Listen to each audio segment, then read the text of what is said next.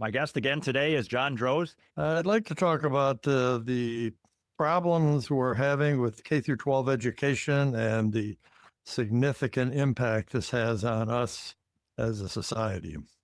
You know a little bit about who I am. I'm a scientist, independent scientist to be specific, physicist to be more specific. I've been involved with state and national issues for some 40 years now. My focus is to do what's, I don't know, these are science-related things in general. So I'm trying to educate people about some reality. So that might have to do with energy, for instance, or COVID, for instance, and stuff like that. So in the process, I retired when I was 34. So that sort of set this all up here, but it's another story. I worked for General Electric Aerospace for a while in Central New York. So anyways, in the variety of topics I've been involved with, there's a lot of them that are pretty substantial. And people keep bringing more stuff to me and say, you're looking at this, or what do you think about that, and whatever. So one of the things I did was started a Substack where I discuss some of these findings and topics.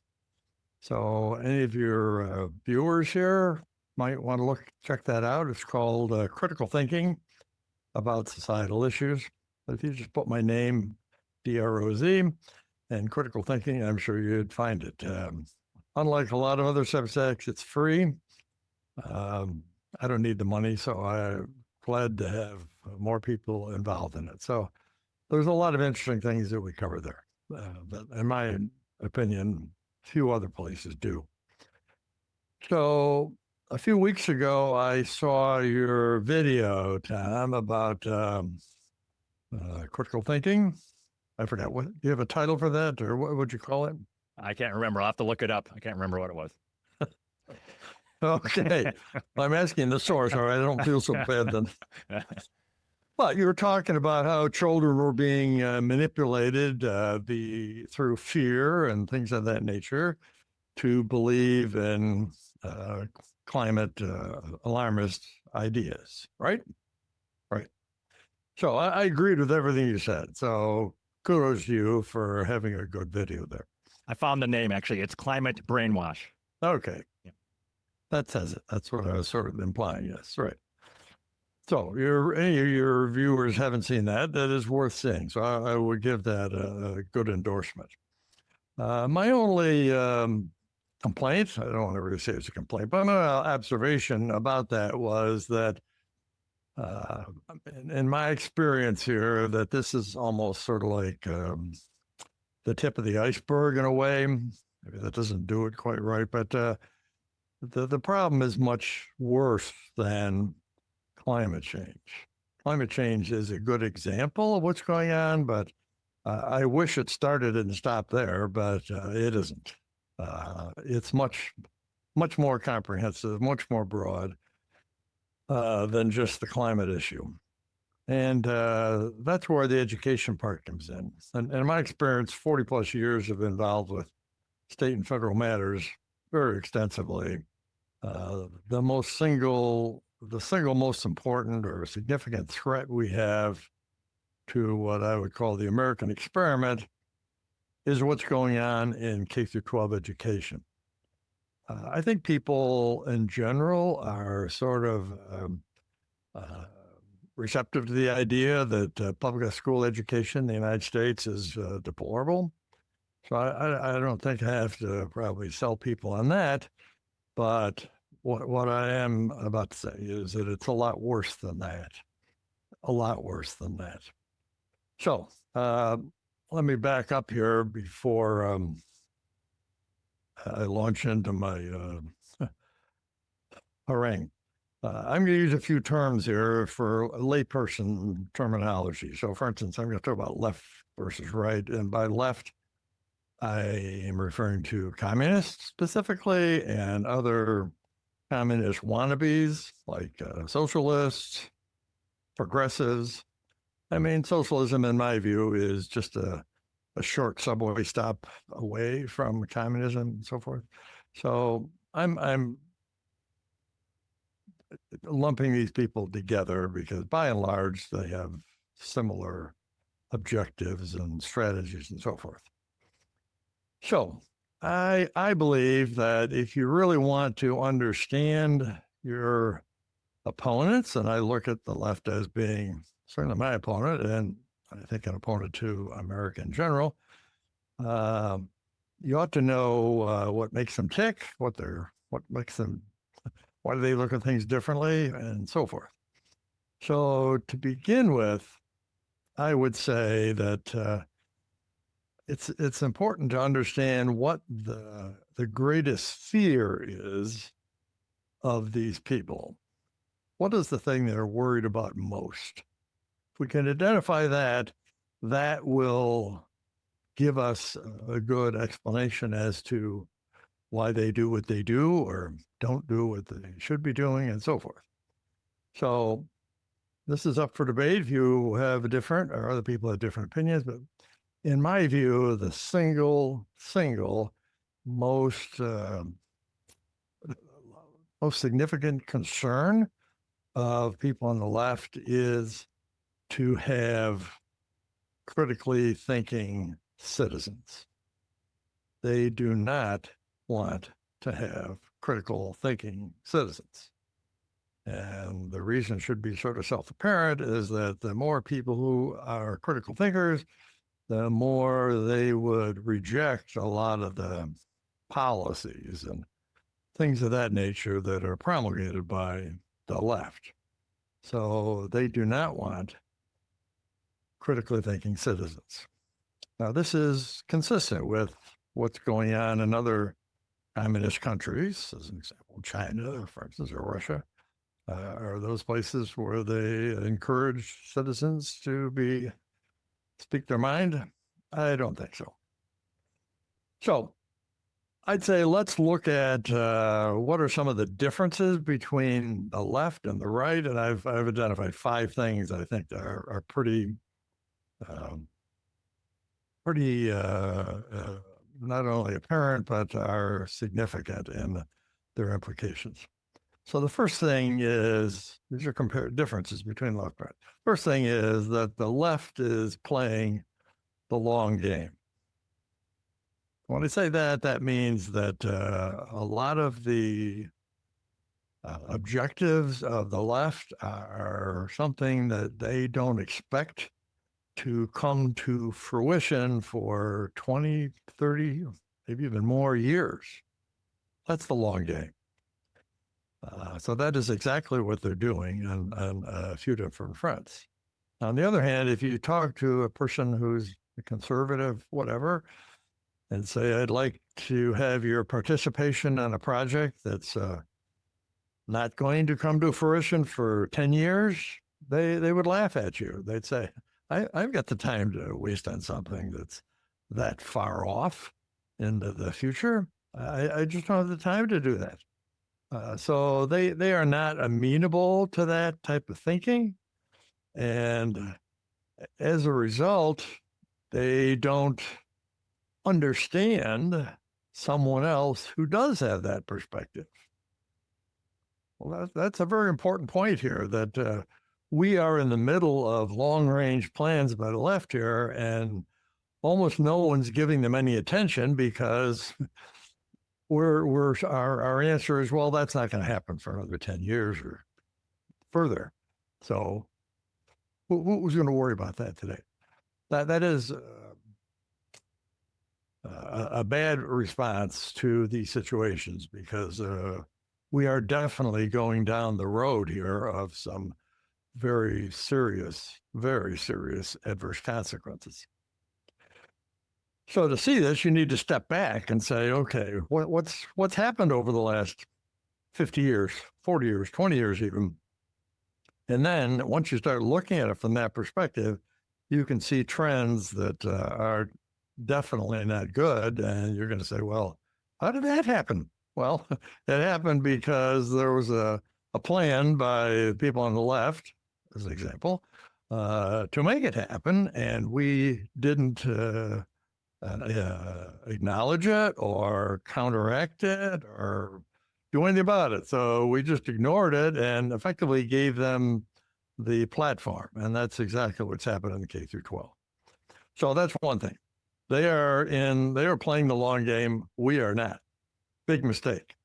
If we don't want to, at least you ought to recognize when they're doing it and the impacts of what they're doing. Number two is the left is focusing their propaganda primarily on children. This, again, is proven to be effective. So this isn't a wild idea. This is proven to be effective. And that was sort of what your video is about. Children are being made to be afraid. Well, that's not a coincidence. Children are, in short order, again, thinking long-term here, going to become tomorrow's citizens. So if we have indoctrinated these children into a way of thinking that is idiotic for whatever reason, it's no surprise that when these kids become voting citizens and they start doing things that are preposterous, you say, how would anybody vote for such a stupid thing as that? Well, you have to look again at the long-range term here, that this is a 20-year plan that's coming to fruition. That's why. So it's proven that this is beneficial, but the fact is here, left versus right, the people on the right are not doing the same thing. I mean, it's one thing if we were counteracting it, but we're not. So, for instance, I'm talking about what's being taught in education, K through 12 again. That's the curricula, basically.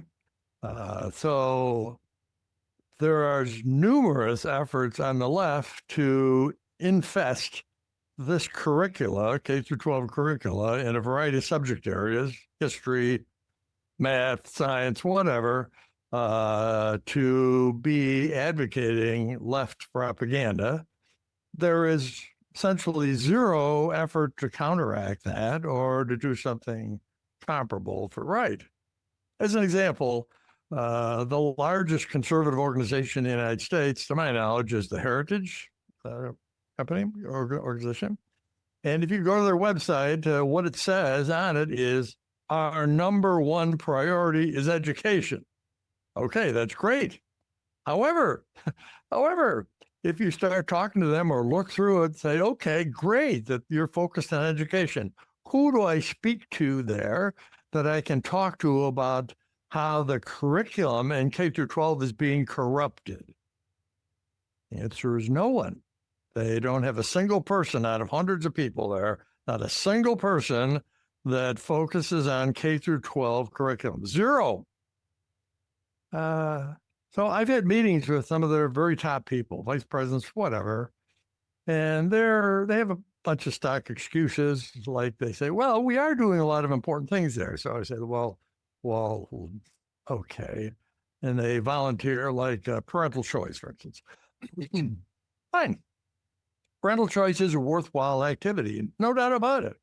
But compared to the fact that your child is getting indoctrinated thousands of hours by left propaganda here, this business of parental choice is a tiny matter in the overall perspective. In fact, what these people are actually doing is possibly making it worse. So, for instance, if they have a public school in their area that they feel is inadequate for a variety of reasons, and they pick a better public school that's down the road, a ways away, that has newer facilities, better teachers, blah, blah, blah, blah, blah. Actually, they're going in the wrong way because they're paying no attention to what the kid is being taught. So they're now having a better teacher do a more thorough job of teaching this kid propaganda. What the hell sense does that make? Yes, it's a nicer place and all that, but are we really concerned about what our children are being taught? No, it's not. Look at Heritage Site. AEI is another major organization. Not zero, effectively, on what is being taught.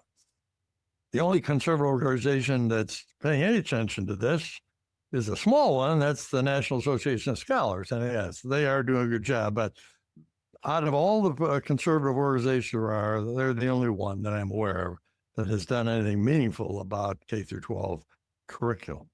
So we have abandoned the field of curriculum in K through 12 to the left, is what I'm saying, is the second problem. That is horrifically problematic and unbelievably stupid. Okay, third difference between right and left is that by and large, left is promoting atheism and related things here. I mean, look at a communist country like China. Are they promoting Christianity? No, they're atheists. Pretty much the same thing with Russia and so forth. So America was founded by and large by people with Judeo-Christian background and beliefs, and those things were incorporated into our Constitution, Declaration of Independence, blah, blah, blah, blah, blah. So people on the left are against that, but it's the religious part of it. So they are consciously trying to undermine our Judeo-Christian standards.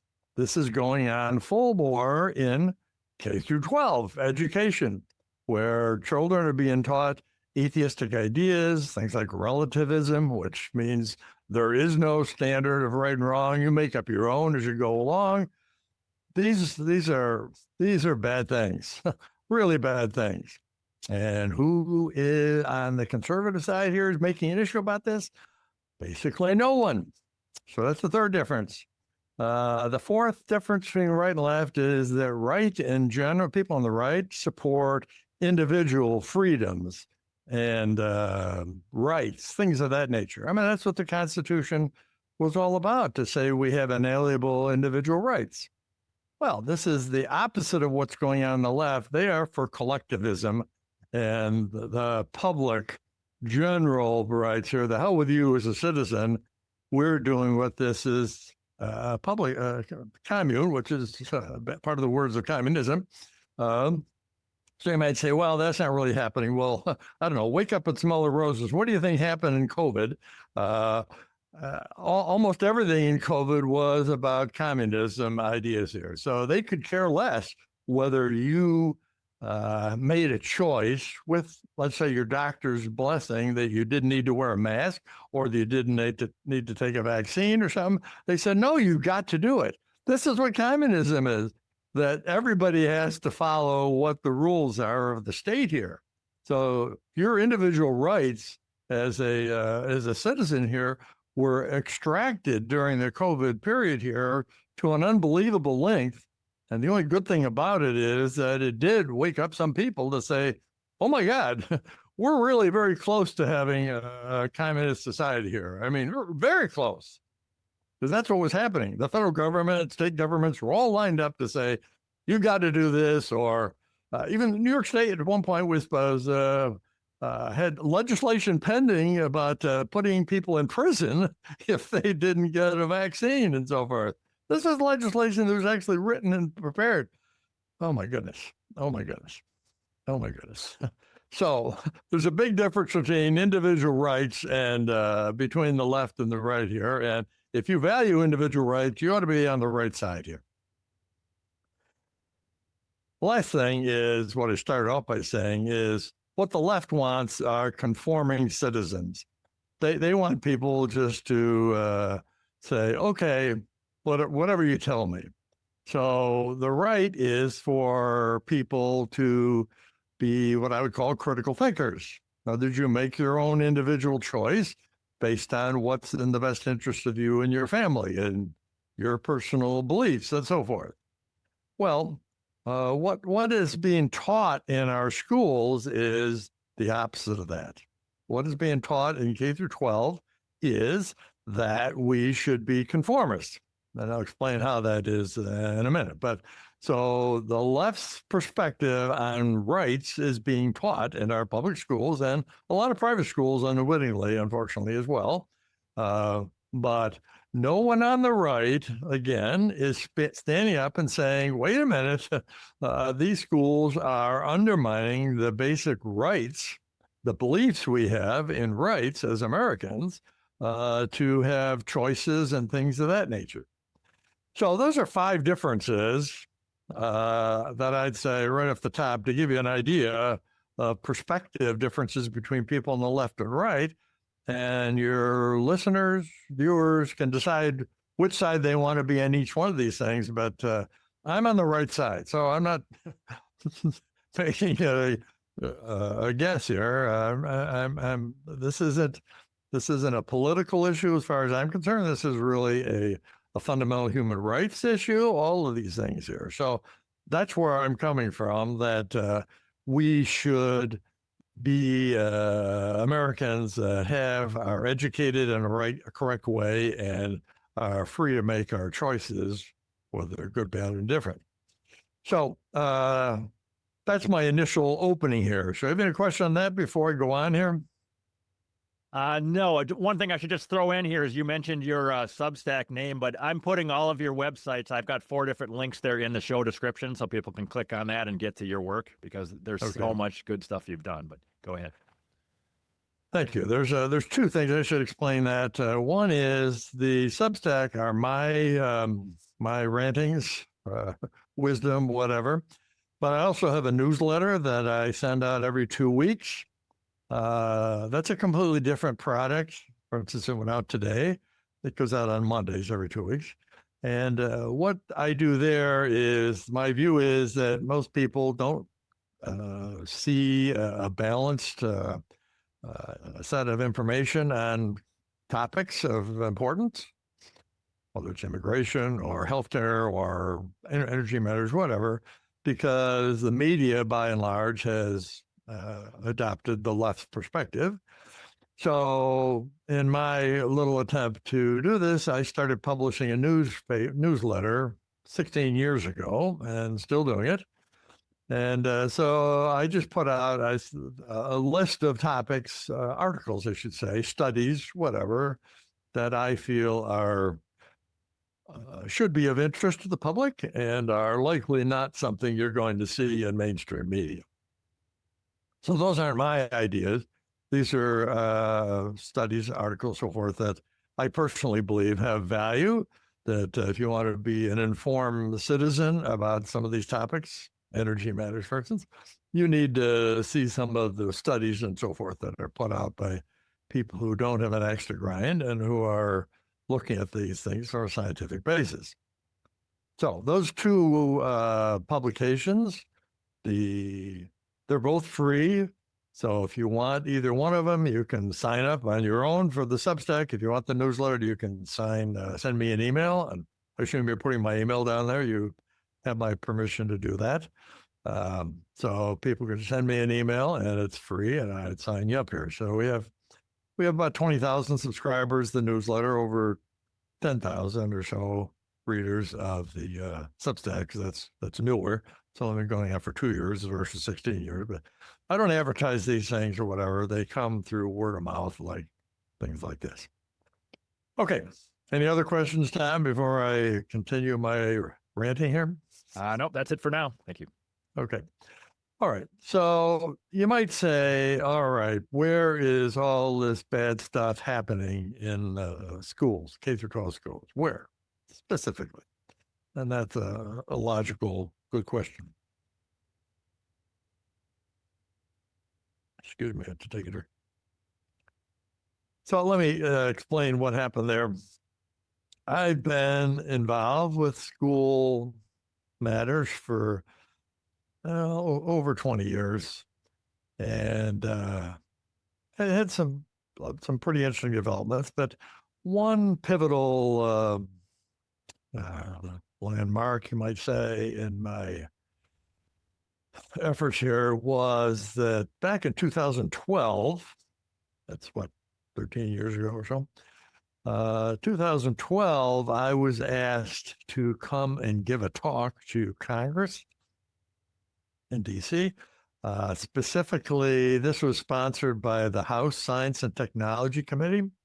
And they asked me to give a talk about what some of the education problems were that I was concerned about.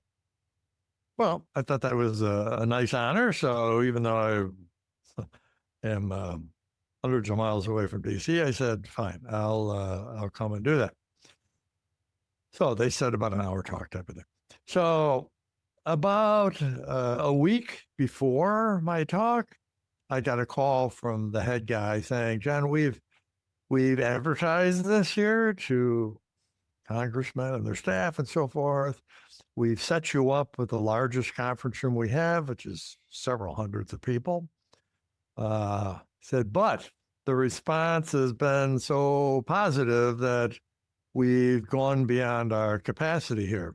So what I'm calling to ask you about is whether you'd be willing to give this talk a second time on the same day. So I was originally scheduled for doing this like at 10 o'clock. So I said, all right, so you mean like at 2 o'clock in the afternoon, something like that? And they said, yes. So I said, okay, fine. You know, once I've made up the talk and once I've gone there, fine. So that's what happened. I went and gave the talk twice, and both cases it was essentially standing room only. The two groups, the morning and afternoon, weren't segregated for any reason, but some of the people in the morning were a little bit more annoyed by what I had to say. I don't know. One guy shouted out about 4 times, and I kept saying to him, I said, look, if you got any questions or objections, I'm going to have a Q&A after the talk here, so please hold till then. So then I resumed talking, and then he said, it's collapsed. Something like that. So after like the 3rd time, I just ignored him and just kept going, yeah. And what can I say? This is what happens when you speak to the public. But there are hundreds of people there. Several people booed him or whatever. But anyways, so by and large, the comments were very positive. Well, I should say, I talked about things that aren't ordinarily discussed, I would say. So for instance, one of the points I made was that we are going down the road of grade inflation here, way down this road. And I said, this is bad for everybody. This is bad for students. This is every part of bad for future employers. They're going to get students who think all they got to do is show up and they're going to, get a raise. Give me a break. How is this good for anybody? This is just placating parents who aren't paying attention, basically, to say, hey, your kid's getting A's here, so they must be doing real well. Well, of course, that's the whole idea behind it. So I talked about that and cheating that was going on, a variety of things like that. Again, things that aren't all that often publicly discussed. So it was pretty well received by almost everybody. The only objection I got that had any possible merit was that a couple of people between the 2 sessions said something similar. They said, John, aren't you a bit out of your lane here? I mean, you're a scientist and you're talking about education. I mean, isn't this, a different field? And they said, well, yes, but in my view, be very frank with you, the people within education have shown no ability to fix what's going on. So it's about time we had some people who are outside of the field to give some constructive things. And that's what I'm doing here. I'm offering constructive ideas here as to what needs to be done here.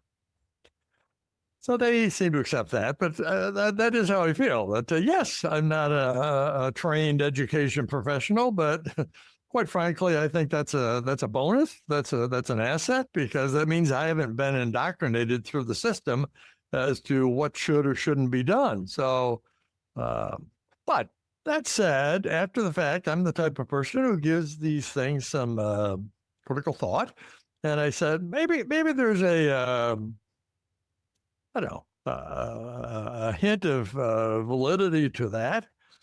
So up to that point, 2012, I had been interested in education in general.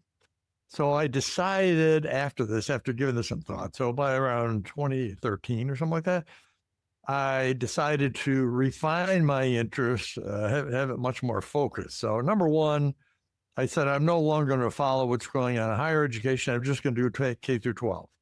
Okay. So that's another whole issue.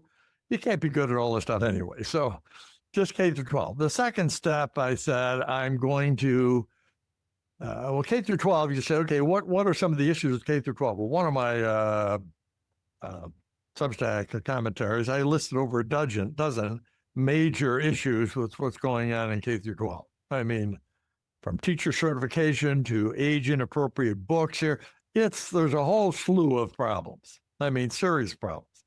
And in my view, that's one of the reasons we haven't made much progress, is because we're all divided up looking at all these different problems, and no one seems to have stepped back and said, let's go by order of priority here.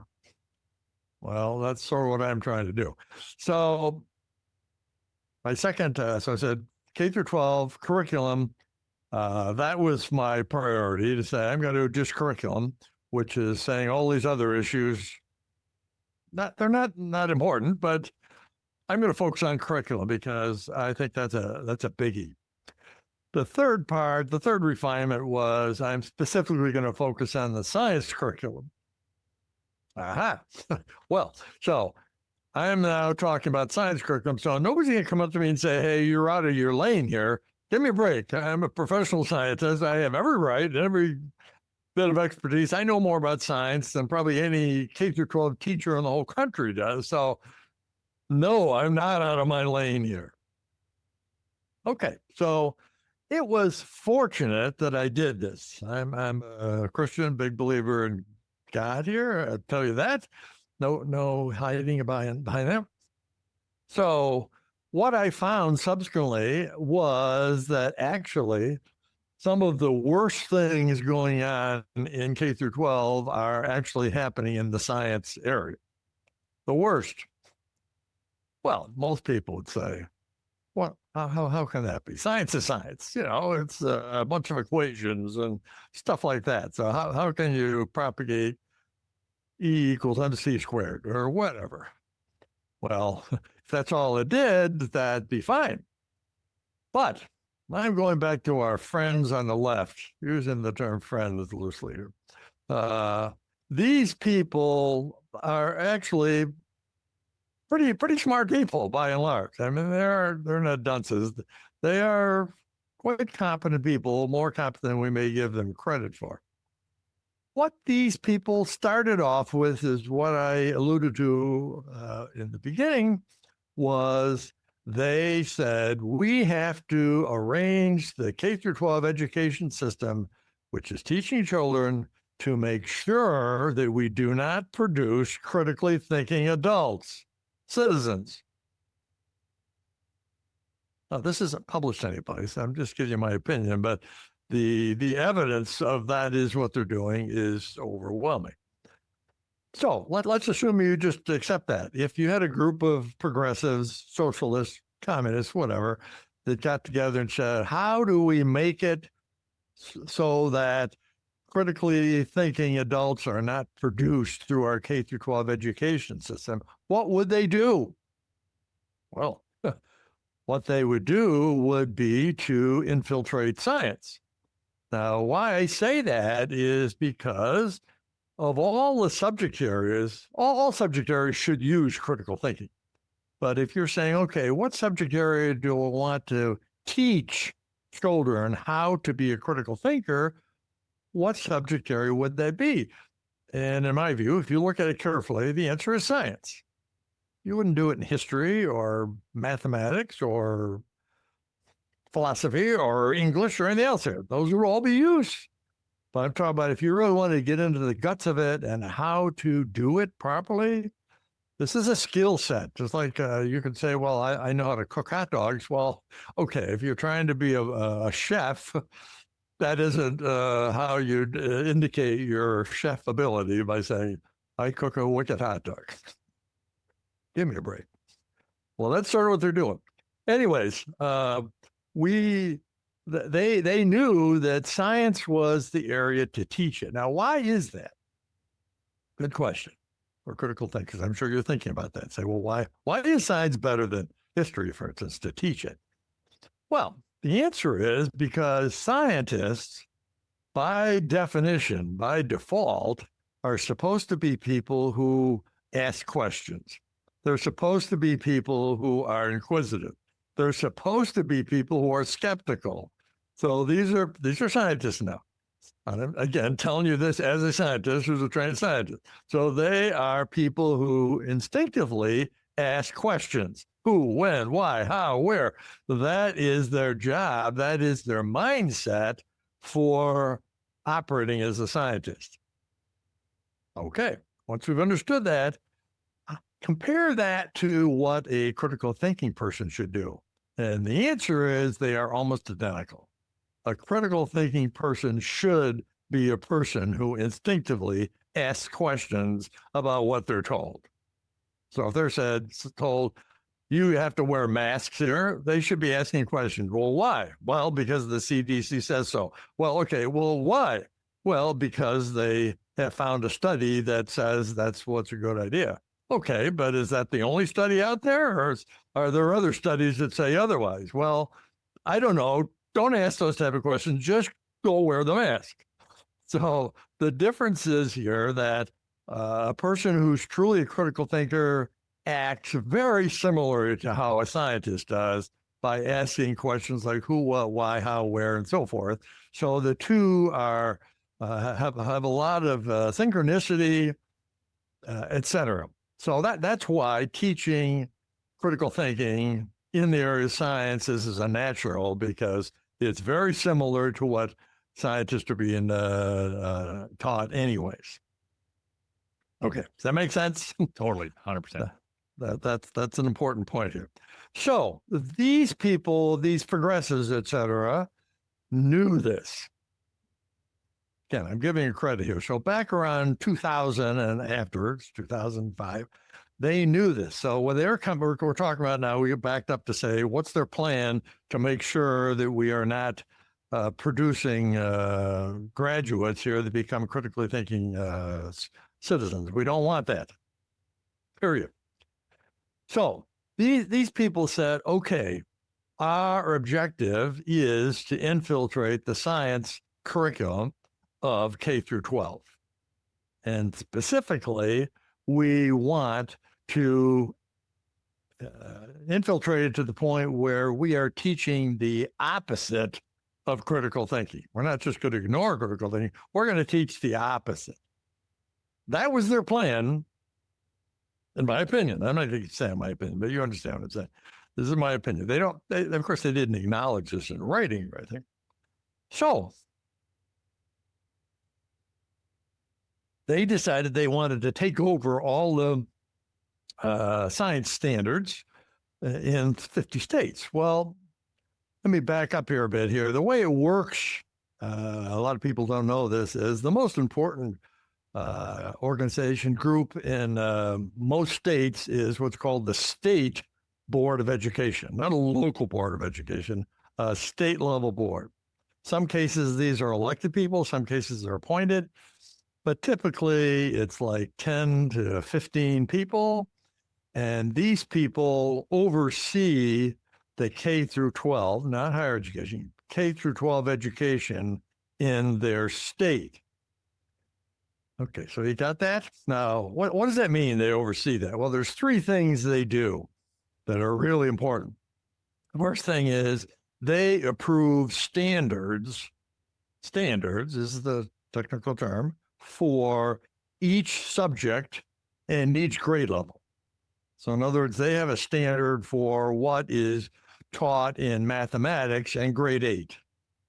That comes from the state board, not your local board, not your local school. The state board does this. So they have a whole set. So what they do is they give these standards to local school districts, and the local school districts give it to their teachers, and the teachers have some flexibility as to how they actually implement that, but they're working to the standards. That's the actual curriculum, is what the teacher finally does. But this curricula is based on the standards.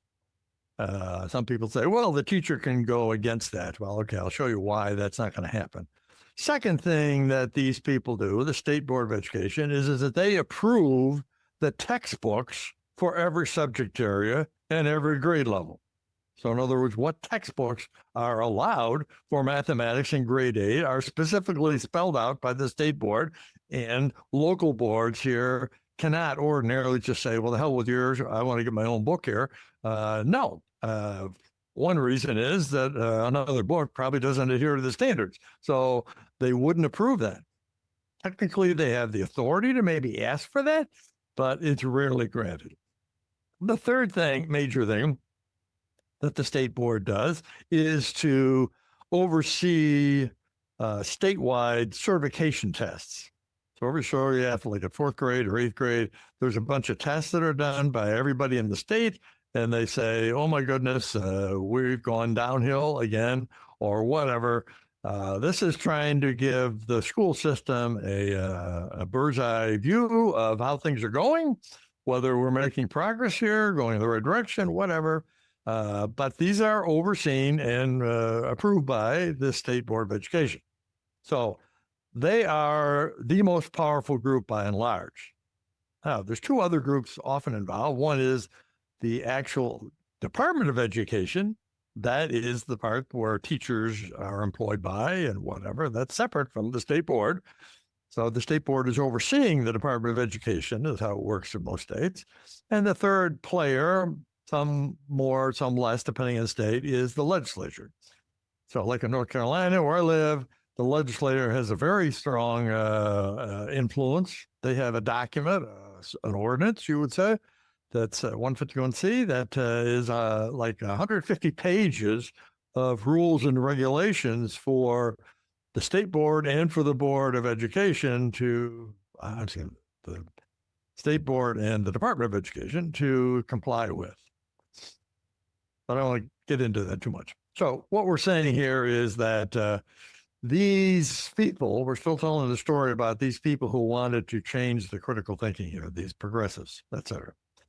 So they knew that they had to pitch, ultimately, the state boards to get approval of their new standards. Well, I'm telling you all that so you understand. They knew this. So they said, this is going to be a complicated process to go to 50 state boards to sell them on our communist, et cetera, standards for science. So we ought to be careful about this. Again, I'm speculating that this actually happened, but I'm saying it's 99% certainty something to that effect happened. And so they said, why don't we do a trial run here? Trial run. And that will give us an idea of who our allies are, what obstacles we're going to encounter by implementing these science standards, et cetera, et cetera. So they picked other topics that they could care less about, quite frankly, English, math, and came up with this idea of Common Core. So that was done in the early 2000s. Again, my opinion is they could care less about what happened in Common Core. This is sort of a trial run to see how everything worked and what they had to do. So after that hit the fan for a while, which there was a lot of controversy about that, they then moved on to what they really wanted to do, and that was the science standard. So these people wrote up, this is around 2010 and 11. It got finished in 2012. They wrote up 2 documents. One was a set of science standards, and the left is commendably competent in naming things, particularly naming things deceptively. So they named these standards Next Generation Science Standards, NGSS. You familiar with those, Tom? I am, from listening to some of your other podcasts. Yeah. Okay, fine. Yeah. NGSS is, as I say, who's going to be against the Next Generation Science Standards? I mean, why would any parent or school or any state be against that? So then, and so that document was saying, here's what needs to be taught in grade 2, grade 3, so on and so forth. Those are standards. Then they made up a document called the framework.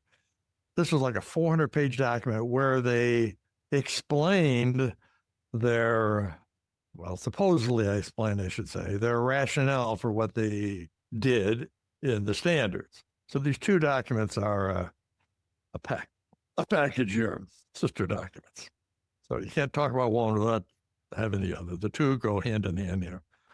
So I took the time to read a significant part of the framework. I don't know how many other people have, obviously very few. And some of the things I found were just stunning.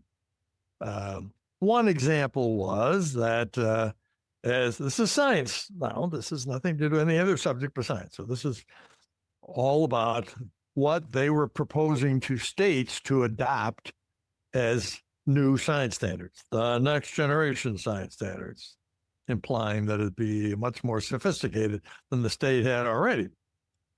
In some cases, it might have been. So when I went through this NGS, the framework part of the package, I found several things that were quite surprising. One was that this group of progressives, communists, etc., whatever, decided was that the traditional scientific method ought to be scrapped. This is about science. Who would start off by saying we're going to set science standards up here and we're scrapping the scientific method? I mean, this just shows you how bold these people were, how assured of themselves that they were going to pull this off, and they have. We'll get to that in a minute. But so I said, really? I mean, when I first saw this, I said, I must be missing something here, because you would think, well, first of all, you know how maybe if you've heard some of my other things here, how far back the roots of the traditional scientific method are traced back? Yeah, I know. I don't want to step on your line here. 4,000 years, correct? Yeah. Yes. So that's 2,000 years BC in ancient Egypt. Let's not step on it. That's fine. I'm glad that resonated with you, because 4,000 years, that's what these people are saying is crap. We're throwing away 4,000 years of tradition here. Who gives them this authority or right or anything? So I was just astounded by that. And so I said, well, for sure, someplace in this 400-page polemic, they're going to have a detailed explanation of why this is now relegated to the dustbin of history, the traditional scientific method, but I couldn't find it any place. I went high and low and searched through the 400 pages, a lot of technical mumbo jumbo stuff here. So finally, I was able to find it in a footnote, a freaking footnote. I'm going to paraphrase here, but basically what it said in this footnote is, we are scrapping the scientific method because it promotes linear thinking. Well, this is just stunning. 4,000 years tradition in science, it promotes linear thinking. Well, first of all, that's not true. It doesn't promote linear thinking. Second of all, linear thinking is not a bad thing in and of itself anyways. But what it's also saying is that all of our scientists to date have been severely handicapped by this burdensome scientific method business. So that's people like Newton and Einstein and Madame Curie, whatever. They were burdened unreasonably by this linear thinking handicap.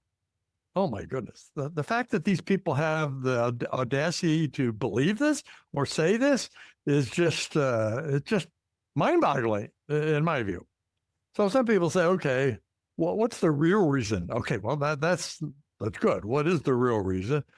And in my view, the real reason is that when these people put forth policies, let's say energy policies, let's say they're advocating wind energy is something we essentially have to have. Let's just say, these are the same people, these progressives, et cetera, they're doing this.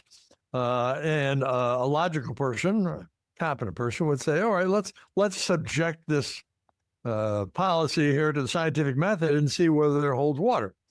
Well, the fact is that every time one of their policies like that is subjected to the scientific method, it fails. So they have a choice. They can either change their policy or attack the scientific method. So guess what they did? They were attacking the scientific method. But this is what they're putting on our children, is the point here, that our children are not being taught the traditional scientific method because some of these political progressives, et cetera, don't like the fact that the scientific method has exposed a lot of their policies as being unscientific. How many people are objecting to this? So I started looking. I said, well, there must be people that are objecting to the traditional scientific method being dumped. Teachers, parents, scientists, conservative organizations. No, I couldn't find anybody. I mean, literally anybody that objected to this, which is just stunning that such a major change could be made without having pushback, substantial pushback. Okay, so I wrote a report up about this NGSS, and I identified 10 things. We don't have the time to go through that, but I can go through one other one because it's important. But so we'll have two. The scientific method being dumped is one. You decide for yourself whether you think that's a good idea or not. And the second is these people, again, are attacking critical thinking. This is the whole purpose of their set of standards anyways. So they definitely do it. Now, how do they do it?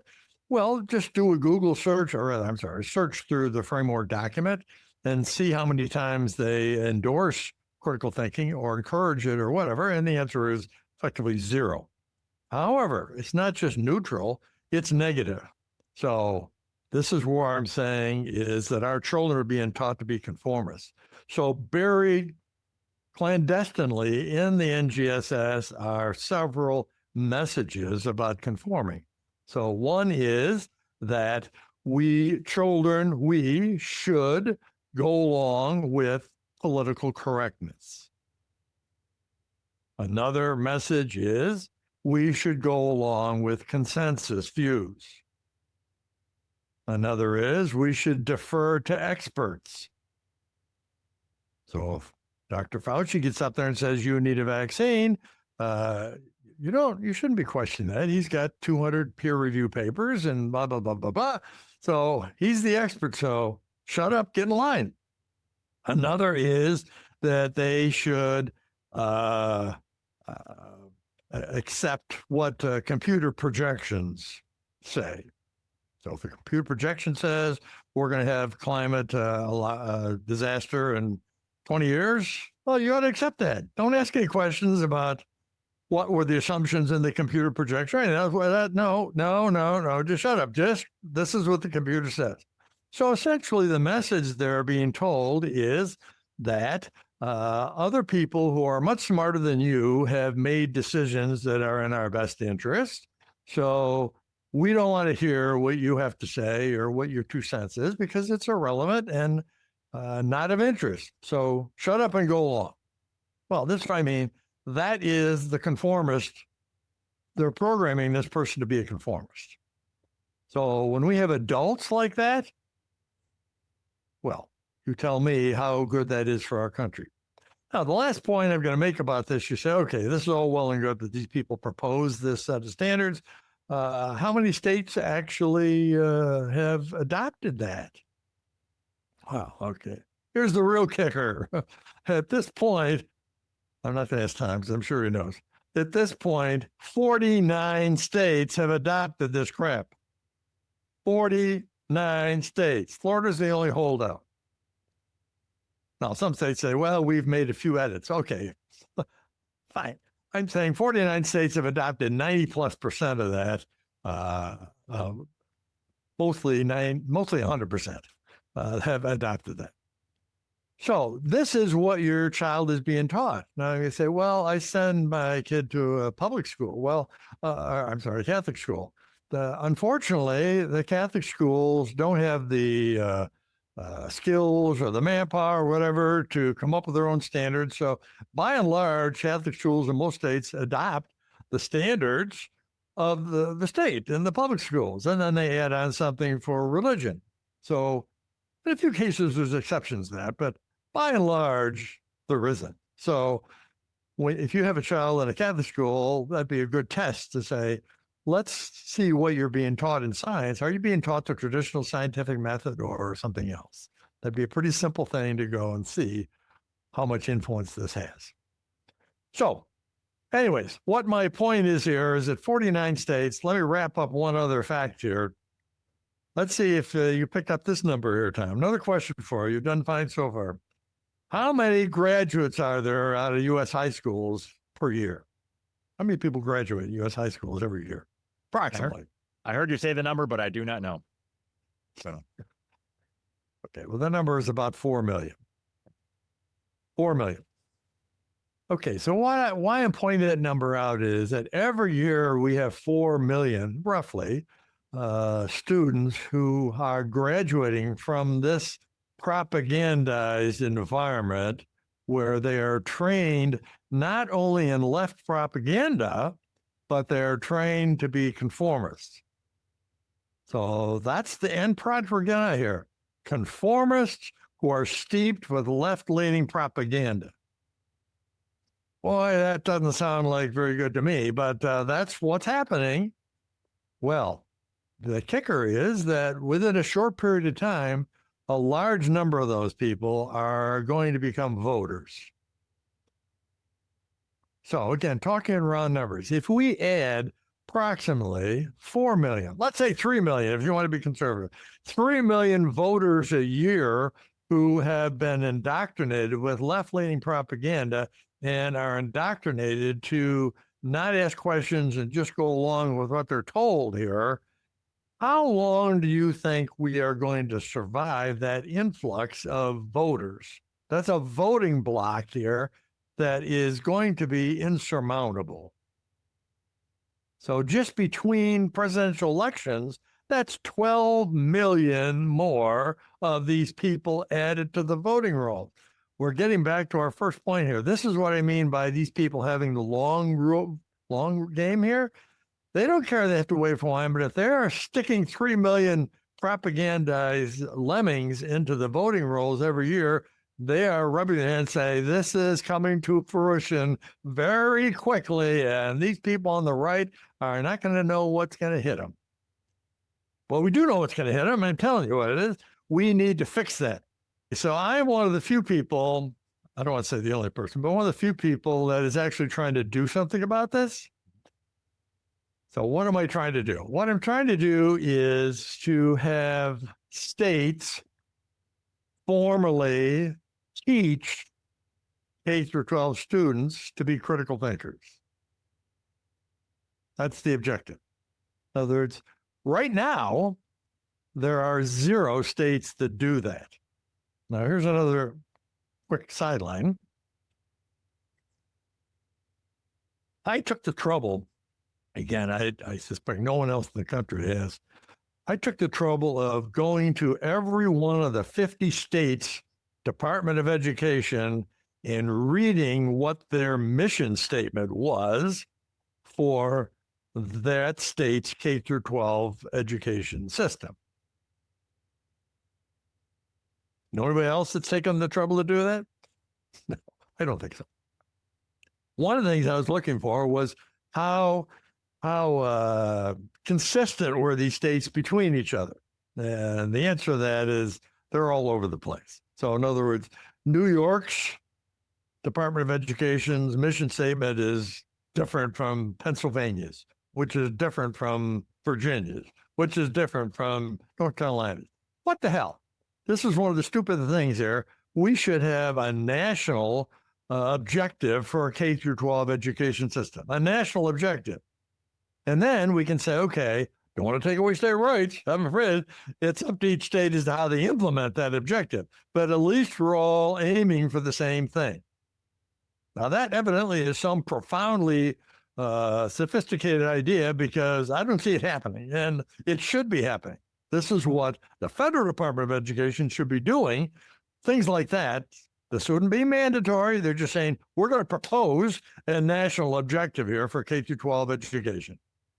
And so Linda McMahon get up and say, okay, after giving this some thought here, blah, blah, blah, blah, blah, here's what it is. So if they ask me what it should be, I would try to keep it simple and say, okay, the objective should be, number one, that graduates would be proficient in the 3 R's. Number 2, they'd be critical thinkers. Number 3, that's it. Two items. Proficient in the 3 R's, a critical thinker. Now, if Linda McMahon and the Federal Department of Education adopted that as a proposed national agenda, I think most states would follow along with that and say, okay, what's the problem with that? And then start working in that direction. That would put us in a much better situation than we are now. So just by doing that, that would say critical thinking is something that we have as a national objective here. That would be profoundly significant. So in my looking through these 50 different states' objectives, critical thinking was mentioned, I'd say about in maybe 10 of them. So, but 40 it wasn't. 10, like North Carolina's, my state here, it's mentioned. They have what's called a portrait of a graduate. You can go right today to their website. They have a portrait of a graduate. That means here's what we're planning on or working towards or assuring you that's going to be the skills, et cetera, of a graduate. And one of the 5 things they say is that they're going to be a critical thinker. Well, I met with the state superintendent of education and said, this is admirable that you are focused on producing critical thinking students. How are you doing that? Exactly how? Where is it they're being taught to be a critical thinker? And so she hemmed and hawed and tried to throw some double talk jargon at me, whatever, but she didn't know who she was dealing with, obviously. So I said, okay, this is baloney you're giving me. That's not true. You're saying things here that are contradictory, blah, blah. So finally, after we scraped away the nonsense, she told me, this is again, mano a mano or woman-o mano, whatever you want to call it. She said, we're leaving the teaching of critical thinking up to local teachers. Is that really? Really? Really? Are you leaving teaching physics up to the local teachers? Really? You have standards for everything else here. Why isn't there that? And then I gave her one other kicker that she didn't want to hear. And I said, okay, let me do a parallel between SEL. This is social emotional learning. This is a big thing among a lot of these public school people. It's, again, a socialistic idea. Bad stuff. Bad stuff. Look, if you want into the details, again, go to my Substack and I explain. It's a very bad thing. So I said, okay, Miss Superintendent, 3 things. Number 1, on your website, you have several pages of explanations and why it's beneficial about SEL. Do you have something comparable about critical thinking? No. Second of all, you have people assigned that are on the payroll specifically to assist schools, teachers, and so forth in teaching SEL. Do you have any such person assigned to teach, assist about critical thinking? No. Third thing is you have actual what are called PD classes, professional development classes for teachers to take to learn how to do a better job teaching SEL. I said, do you have any PD classes on teaching critical thinking? No. You're not serious about this. Despite the fact of putting this on your website as a top priority of yours, you're doing nothing about it. What? This is just virtue signaling, basically. But I'm not trying to unnecessarily pick on North Carolina. They're the same for everybody else. Because I checked every other state that had critical thinking as part of their mission statement to see if they actually did something about it, formally did something about it, and not a single state does. So at this point, 0 states in the United States are teaching critical thinking. 0. Okay. I'm trying to fix that. So I'm working. So who are the people I'm starting to work with? Well, as I hinted to before, this would be the State Board of Education. People in these states are the ones to make such a decision. So I've put out some feelers for different state boards, and by and large, when I call up someone, let's say who's a Republican, I start with that maybe, and say, "Are you interested in having your state teach critical thinking?" And I say, "Oh yeah, that'd be a great thing." But then when you start talking about it, they say, "Well, I don't know. We don't have the political support for this, or whatever, some other type of foolish answer."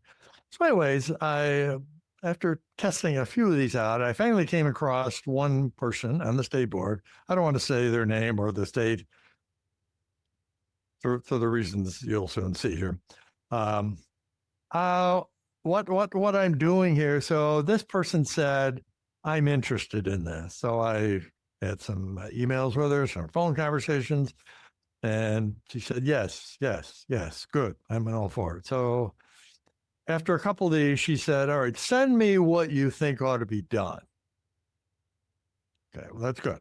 So I had written up a report for my state here, which got ignored. So about an 8-page report, which I sent to this state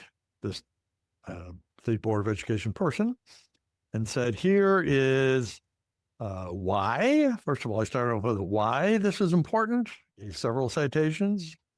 Second of all, I said what needs to be done. And then for good measure, I actually proposed, not that it was necessary, but proposed a state law to mandate it as an option. So she looked at this and said, "This looks pretty good."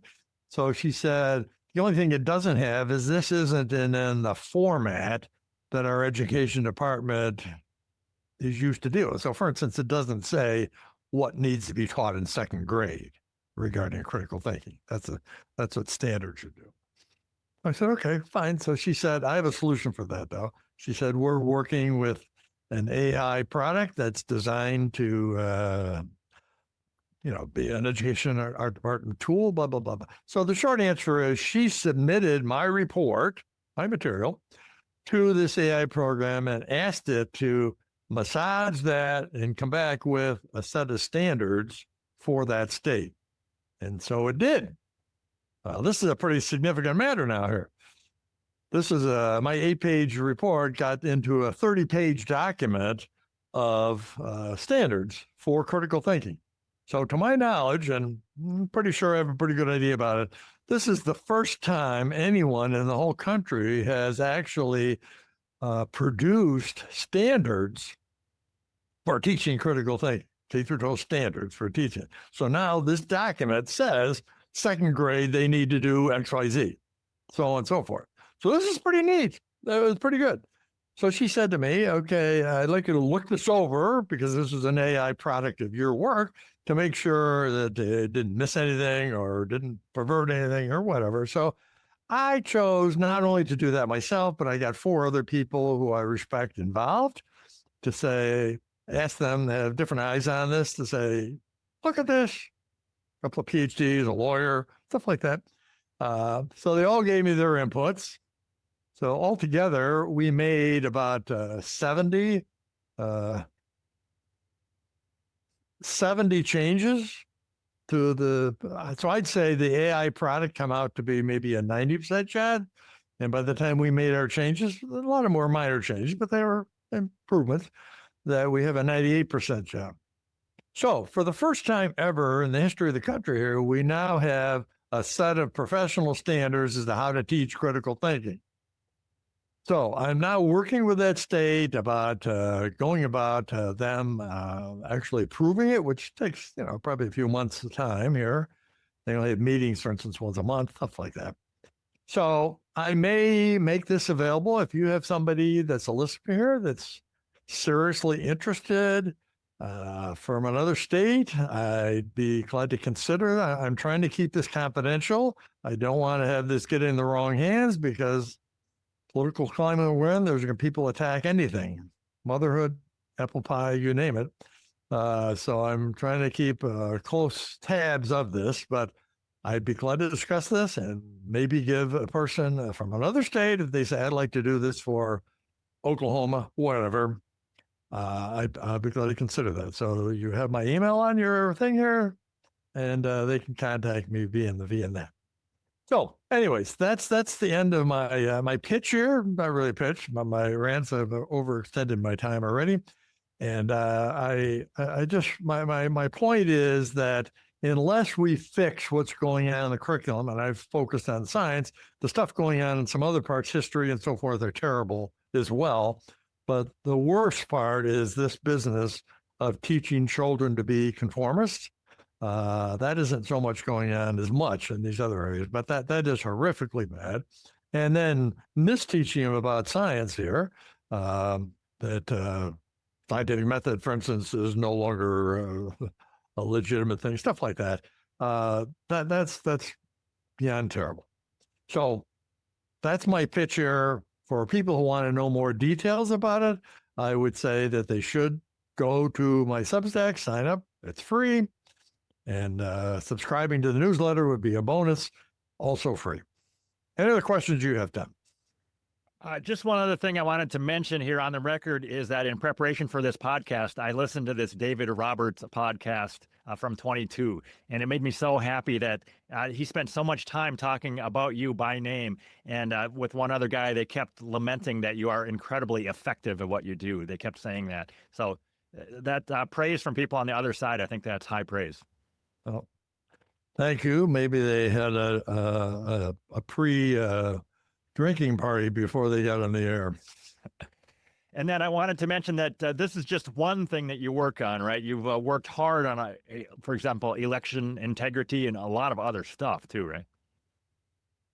Yes, these are things related to science. So yes, I have a web page on election integrity. We can have another talk about that as to how bad that is. I have a web page on COVID. That's quite unusual. I have a website on energy matters. So yes, I'm involved in about a half a dozen things. But I'm telling you, after being involved for 40 years with a half a dozen things, this education business, in my opinion, is the most concerning to me here. The fact that we're putting in the system 3 million voters a year that are, roughly speaking, that are steeped in left-wing propaganda and are trained to be lemmings is horrifically bad for our country. Horrifically bad. Do you think there is one bright spot of COVID is that so many young people found out that there were so many lies being told us, and maybe they are a little less likely to believe this propaganda that's shoved down their throats in high school or in school? I think there's some merit to that. But on the other hand, these kids are getting thousands and thousands of hours of indoctrination here in a setting where they're completely receptive here to information. So they respect the teacher, and the teacher may be a very competent teacher. But if they're told by the state that this is what they have to teach and this is the textbook they have to follow, and these are the type of questions that the students have to answer, they're pretty much helpless. So I did allude to that the teacher has a little bit of flexibility, but for them to say, I'm going to scrap this textbook and have my own textbook and teach something different, they are way out on a limb here for doing that, because if nothing else, their kids are not going to do well on the statewide tests. And somebody's going to come back and say, how the hell is this happening? And they're going to find out, say, well, this teacher here is going her own way or his own way. And so when it got to answering these pre-programmed questions, they didn't do well. Well, okay. Teachers don't want to get in that situation. Okay. Any other points you want to make before we do finish this one up here? Well, I hope that some organizations, particularly Heritage and AEI, finally wake up before it's too late here, because they have the people and the influence. That would be very helpful. The second point I would like to make is that my view is that what's happening with, or projected to happen with the Federal Department of Education is a travesty. We do not need to close down the Federal Department of Education. People say, well, they've been a liability. Yes, they have. Yes, they have. Okay, fine. How does that prove that that's the right thing to do? The fact is that the real problem here in our K-12 education is the states. So That's why I gave this example of the NGSS. What happened is that these people had a dog and pony show and went physically to every one of these 50 state boards of education and made a pitch to them.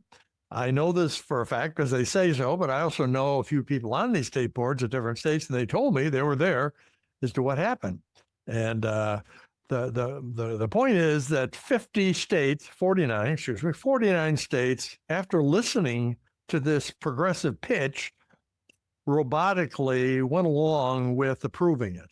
Now, I should have told you one other story. So in a minute, I'll add you one other relative to that thing. Do you know who the Fordham Institute is? I do not. No. Okay, they're a respected independent organization that's very involved with education. So one of the major things the Fordham Institute has done is that they have done critiques of states' science, K-12 science standards. So their last formal critique of this was in 2014, something like that.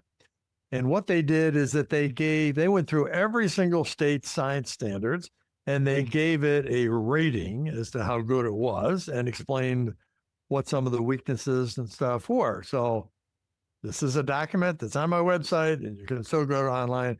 So it rates 50 states about the quality of their K-12 science standards. Well, interestingly, they threw in the NGSS as part of this rating system. So you would think that the NGSS would be at the very top. They're, after all, the next generation science standards. But no, whereas certain states got A+ ratings, the NGSS got a C rating. Well, in my opinion, C was not deserved. It should have been a D because they didn't, in the faults they listed, they didn't mention about, for instance, the scientific method being scrapped. They missed that little detail, okay? Which is, in my opinion, a big detail. So they rated ranked the states here. So what they said is that this is all right there again by independent people here, no axe to grind, that the NGSS was the 20th best set of science standards out of 51. So, but the problem is that after they went around and made this pitch to these people, these state boards are so robotic that 49 adopted it. In other words, 19 states who had better standards than the NGS threw out their standards and took on an inferior set of standards that was publicized to be inferior. They knew this. What the hell? This is no joke. You're laughing. This is no joke. What is this saying about the? It obviously says there's no critical thinkers on any of these boards here. So, like California had A+ rating, they ditched that A+ rating. Massachusetts did as well, and took on a C rating set of product. How would you ever come up with a rationale behind that? There's no sane rationale. So I'm just giving you another indication that my view of the NGSS isn't just some voice crying in the desert here. There's a lot of other indications that this is inferior. And what the Fordham Institute did was very professional, very thorough, very detailed, and certainly indicative of this.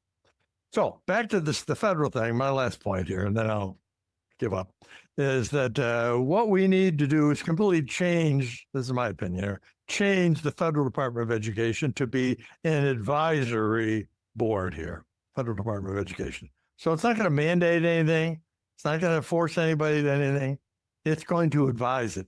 There are dozens of problems, serious problems that these states have. And right now we've left it up to 50 states to individually figure out each of these problems. That is insanely stupid, just stupid. And I'm giving you an example of the NGSS, how they haven't indicated any competence even on something as straightforward as that. So, for instance, to decide one big issue is what books and videos should be in school libraries and school classes. Who is looking over to see that these are age appropriate? Well, the answer is by and large nobody. A couple of states have passed some minimal regulations, but just a few. So again, we have 50 different answers to this, and the federal government should, under this Linda McGann changing the thing here, use some of their money and say, we're going to do some studies on this and come up with a recommendation of how states ought to handle this issue. And they had to go through all the 15 issues I've identified on my Substack and come up with an answer for every one of these things. Again, no state would have to do it, but they would be at least given some direction by somebody who invested the money into it. So we would have a reasonable answer. Right now, the states are just wandering in the desert here. And that's why we don't have, at this point, a single state that has an exemplary K-12 program. So for Trump, who in general I agree with, to say, let's turn this all over to these states is nonsensical because these states are the problem and they have no idea what they're doing by and large based on the evidence. So to say, let's turn it over to 50 states who have done a poor job up to this point and give them some more money to waste. It's just ridiculous. Just ridiculous. So I hope Linda gives me a call and we can discuss this and we can reform the Department of Education so that it's actually providing meaningful benefits to the 50 states who are in desperate need of it. All right. I think on that note, we'll end up. But thanks a ton for what you're doing. I think you're just incredibly well informed and you have so much passion for all the stuff you're doing. So thanks a lot. Appreciate that, Tim. We'll talk to you next time. Bye.